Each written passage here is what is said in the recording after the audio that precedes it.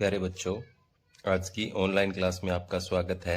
आज हम करने जा रहे हैं प्रश्नावली 3.3 के तीसरे सवाल का चौथा भाग। 3 भाग हमने कल कर लिए थे, तो देखते हैं हम इसका चौथा भाग। आपके सामने यहाँ पर एक नगर में टैक्सी के भाड़े के अतिरिक्त चली गई दूरी पर भाड़ा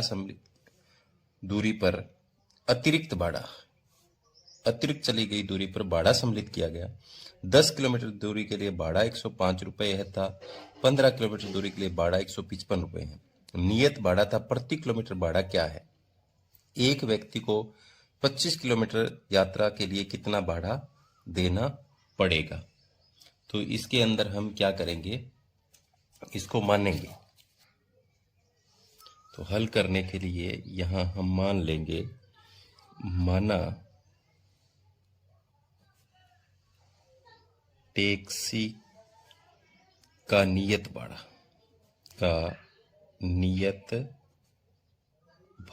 जो लगेगा ही लगेगा, कितने रुपए? x रुपए हमने मान लिया। ठीक है। टैक्सी का अतिरिक्त किलोमीटर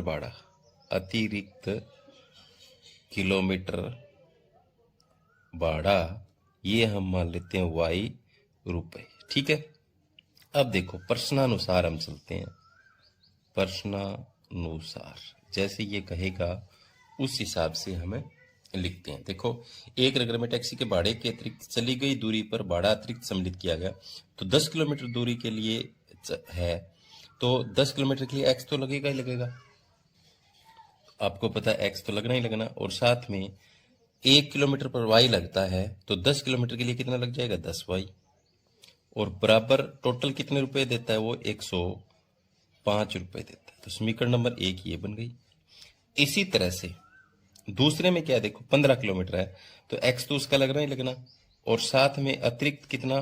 15y बराबर टोटल कितना? 155 रुपए। तो समीकरण नंबर क्या हो गया?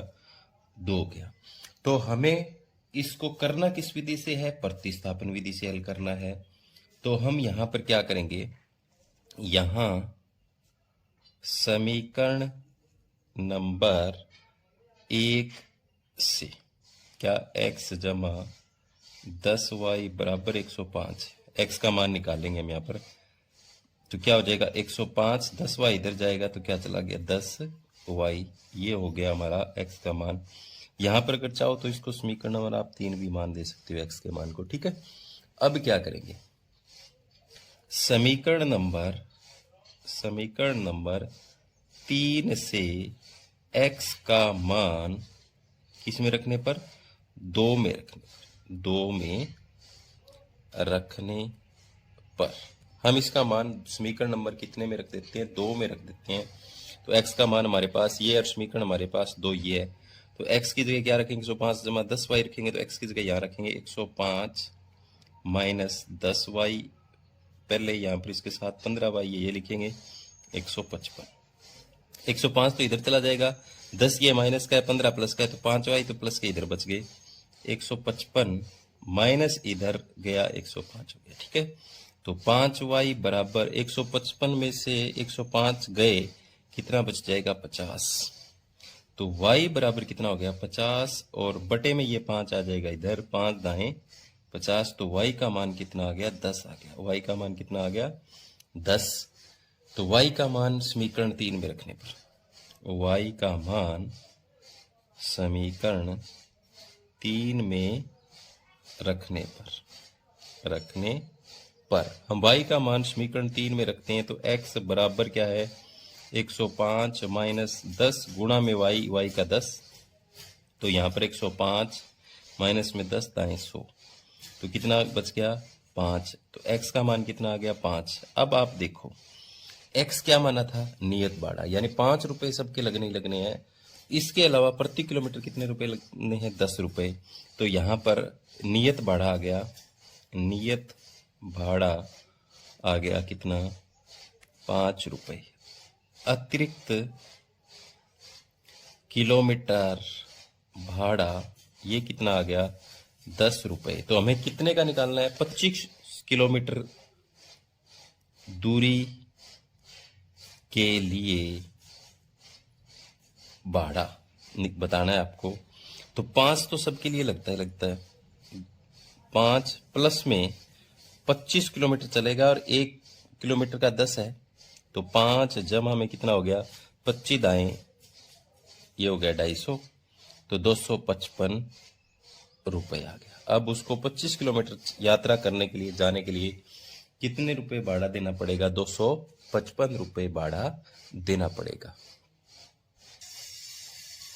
अब हम देखते हैं इसका अगला भाग, पांचवा भाग। पांचवे में देखो, यदि किसी भिन्न के अंश और हर दोनों में 2 जोड़ दिया जाए तो वह 9/11 हो जाती है। यदि अंश और हर दोनों में से 3 जोड़ दिया जाए तो वह 5/6 हो जाती है। भिन्न ज्ञात करनी है, तो हल इसमें मानना पड़ेगा, माना अंश हम मान लें x, हर मान लें y।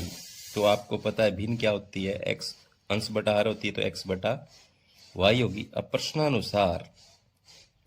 प्रश्नानुसार समीकरण आपके पास क्या बन जाएगा, x बटे y है। क्या कहता है, दोनों में 2 जोड़ दें, इसमें भी 2 जोड़ दें और इसमें भी 2 जोड़ दें, तो भिन्न क्या हो जाती है 9/11 हो जाती है। आर पार गुणा कर लेंगे, इसके साथ करेंगे 11x और प्लस में 11 दूनी 22 बराबर 9 किसके साथ करेंगे 9y प्लस में 9 दूनी 18, 9 किसके साथ, तो y इधर ले आएंगे 11x माइनस 9y बराबर 18, ये इधर चला जाएगा 22, तो 11x माइनस 9y बराबर माइनस का 22 में से 18 गए, प्लस के कितना बच गया माइनस का 4। समीकरण नंबर क्या आ गई हमारे पास, 1 आ गई।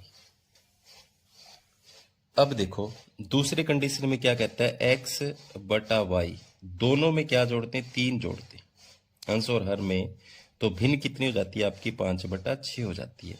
तो वही गुणा करेंगे इसके साथ, क्या आ जाएगा 6x इसकी प्लस में 6 18 बराबर इनके साथ करेंगे तो 5y प्लस में 5 15, ये आ गई।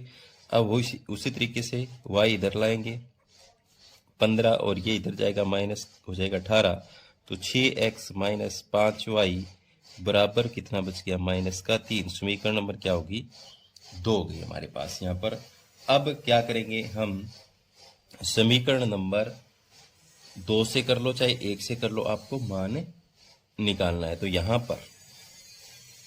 पर समीकरण 1 से क्या है हमारे पास, 11x माइनस 9y बराबर -4 है, तो x का मान निकालेंगे तो -4 इधर जाएगा प्लस का 9y और x बराबर क्या आ जाएगा, देखो -4 प्लस 9y और बटे में 11 आ जाएगा नीचे, ये x का मान आ गया। इसको मैं यहाँ पर समीकरण नंबर 3 दे रहा हूं।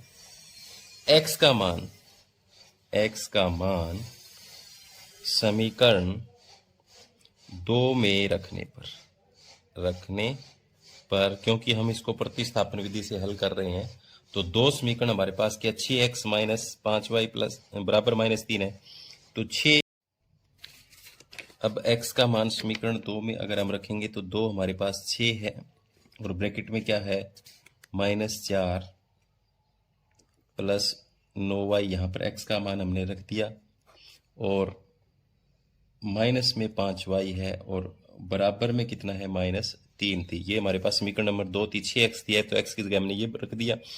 अब देखो इसको हल करते हैं, तो इसकी इससे गुणा करेंगे 6 चुके 24, 6 निमा 54y और यहाँ पर ये ऐसे कर देता हूँ, समझ में आ जाएगा 54y और इसके पूरे का बटा 11, इसका 5y बटे 1 कर देता हूँ, इसका -3 बटे 1 कर देता हूँ। लघुत्तम इन सब की क्या आ जाएगी 11 आ जाएगी। अब आपको पता है यहाँ तो 11 है, 11 से 11 1 आएगा, 1 से गुणा होगी तो 24 का 24 प्लस 54y माइनस में यहाँ देखो 1 है तो ऊपर 11 5 55y हो जाएगा, 55y बराबर इसको भी 11 से 11 दिए 33। अब देखो 55 में से 54 गए, माइनस का y बच गया, इधर -33, ये इधर जाएगा प्लस का क्या हो गया 24, तो -y बराबर यहाँ पर देखो आपके पास कितने बच जाएंगे, यहाँ पर 9 बच जाएंगे, तो माइनस का कितना बच गया 9, y यहाँ माइनस का, ये भी माइनस से माइनस कैंसिल, तो y का मान कितना आ गया 9 आ गया। y का मान आपके पास कितना आ गया 9 आ गया। अब y का मान समीकरण 3 में रखने पर, 3 में रखने पर, तो 3 हमारे पास क्या है, 3 समीकरण हमारे पास ये है, x बराबर -4 प्लस 9y बटे 11 है। तो x बराबर -4 गुणा में यहाँ प्लस 9 गुणा 9, y का मान रख लिया बराबर 11, तो इसको हल करेंगे 4 प्लस में 9 निम कितना हो गया यहाँ पर 81 और बटे में क्या है 11, तो यहाँ पर प्लस के कितने बच गए 77 बच गए और बटे में 11, 11 7 77, तो x का मान कितना आ गया 7। तो अंश आ गया आपके सामने कितना 7, हर आ गया कितना आपके सामने 9। तो भिन्न क्या हो जाएगी आपके सामने यहाँ पर, भिन्न आपके सामने यहाँ पर कितनी हो जाएगी 7/9। इस तरीके से हमने इसका दूसरा भाग भी हल कर लिया। हमें भिन्न ज्ञात करनी थी 7/9। आप उत्तर की पड़ताल भी कर सकते हो, देख लो उत्तर की पड़ताल करें, जांच अगर करें हम देख लेना, जांच अगर करें इसमें भी 7 + 2 और 9 + 2 जोड़ें तो 7 और 2 9 और 9 2 11, 9/11 हो रही है। अगर दूसरा अगर 3 3 जोड़ें दोनों में तो देख लो 7 और 3 10 और 9 और 3 12, तो क्या हो रही है देखो 2 5 10 और 2 6 12, 5/6 हो रही है। तो हमारा इसका मतलब ये सवाल हमारा बिल्कुल सही है। जांच करने पर भी देखो हमारा जो सवाल है वो सही है। तो अब देखेंगे हम इसका तीसरा भाग, तीसरा क्या लास्ट अंतिम भाग सॉरी, इस सवाल का अंतिम भाग जो छठा भाग है वो हम करेंगे। छठे भाग में आपके सामने यहाँ पर देखो 5 वर्ष बाद जेकब की आयु उसके पुत्र की आयु से 3 गुनी है, हो जाएगी 5 वर्ष पूर्व जेकब की आयु उसके पुत्र की आयु की 7 गुनी थी। उसकी वर्तमान आयु आपको ज्ञात करनी है, तो मानना पड़ेगा आपको। तो यहां पर लिखेंगे हल करने के लिए, माना जेकब की वर्तमान आयु, जेकब की वर्तमान आयु, वर्तमान आयु x वर्ष, ठीक है। माना जेकब के पुत्र की वर्तमान आयु, पुत्र की वर्तमान आयु y वर्ष, आज की आयु। अब प्रश्नानुसार चलेंगे, दोनों कंडीशंस में हम 2 कंडीशंस दी गई हैं। पहली कंडीशन में यहां इस तरीके से लिख रहा हूं, पहली कंडीशन में क्या है 5 वर्ष बाद, तो 5 वर्ष की बात हो रही है x + 5 इधर y + 5, उसके पुत्र की आयु से 3 गुनी हो जाएगी। 5 वर्ष बाद जेकब के उसके पुत्र की आयु से 3 गुनी, ये 3 गुनी है तो मैं इसको कितने से गुणा कर देता हूं 3 से, दोनों को बराबर हो जाएगी। तो x + 5 अगर इसको 3y, 3 5 15, तो y इधर ले आएंगे, x - 3y हो जाएगा, 15 - 5 हो जाएगा, तो ये हो गया x - 3y बराबर 10। समीकरण नंबर क्या हो गई हमारे पास यहाँ पर 1 हो गई। अब दूसरी कंडीशन में देखो, दूसरी स्थिति में, ये पहली स्थिति थी हमारे पास, ठीक है। अब दूसरी स्थिति के अंदर क्या है 5 वर्ष पूर्व की बात कर रहा है, तो x - 5 होगा, ये y - 5 होगा। जेकब की आयु उसके पुत्र की आयु की 7 गुनी थी, तो 7 गुनी थी तो जेकब की आयु ये 7 गुनी है, तो इसको बराबर करने के लिए पुत्र की आयु 7 से गुणा करना पड़ेगा। तो x - 5 बराबर 7y, 7 5 35 हो गया ये। तो x - 7y इधर जाएगा, क्या है यहाँ पर माइनस का 35 है, ये इधर जाएगा प्लस का 5 हो गया। तो x - 7y बराबर कितना बच गया माइनस का 30। समीकरण नंबर क्या हो गया 2, ठीक है। अब समीकरण नंबर 1 से, एक हमारे पास ये है देखो, समीकरण नंबर 1 से, तो 1 x - 3y बराबर 10 है, तो x बराबर 10 इधर आएगा प्लस का 3y हो जाएगा, ठीक है, ये हो गया। तो ये समीकरण नंबर आप 3 मान लो। तो क्या लिखेंगे समीकरण 3 से, समीकरण 3 से x का मान समीकरण 2 में रखने पर, तो 2 हमारे पास क्या है x - 7y, ये लिख लेता हूं मैं, x - 7y बराबर -30 है। तो x का मान ये रखूंगा मैं 10 + 3y - 7y बराबर -30 है। अब देखो 7 में से 3 गया माइनस का 4y, -30 ये इधर जाएगा प्लस का 10 हो गया, नहीं ये 10 प्लस का है सॉरी माइनस का होगा, तो -4y बराबर माइनस के दोनों जुड़ जाएंगे, माइनस के 40 हो गए, तो 4y यहाँ पर y बराबर क्या आ जाएगा, -40 और बटे में 4 यहाँ चला जाएगा, माइनस से माइनस कैंसिल, 4 एकम 4, 4 दाएं 40, तो y का मान कितना आ गया यहाँ पर 10 आ गया। y का मान किस में रखेंगे हम, y का मान समीकरण 3 में रखने पर, 3 में रखने पर, तो 3 हमारे पास क्या है, x बराबर क्या है 10 जमा 3y है, तो x बराबर 10 जमा में 3 गुणा में y का मान 10, तो x बराबर क्या हो गया, ये यहाँ देखो x बराबर 10 जमा 3y है, x बराबर हमने क्या किया 10 जमा में y की जगह 3 गुणा 10 रखा, तो ये हो गया 10 जमा 10 दिया 30, ठीक है। तो x बराबर कितना आ गया 10 और 30 40, तो x हमने क्या माना था, उसके जेकब की आयु मानी थी, तो यहाँ पर जेकब की आयु कितनी आ गई, 40 वर्ष आ गई। पुत्र की आयु कितनी आ गई, हमारे पास पुत्र की आयु आ गई 10 वर्ष। तो हमने ज्ञात कर दिया, पुत्र और जेकब दोनों की आयु हमें ज्ञात करनी थी, तो कितनी 40 और 10 वर्ष आ गई। तो धन्यवाद, उम्मीद करता हूँ कि आपको समझ में आया होगा। जो बच्चे नए हैं वो सब्सक्राइब करना न भूलें और अपने साथियों को जरूर भेजें।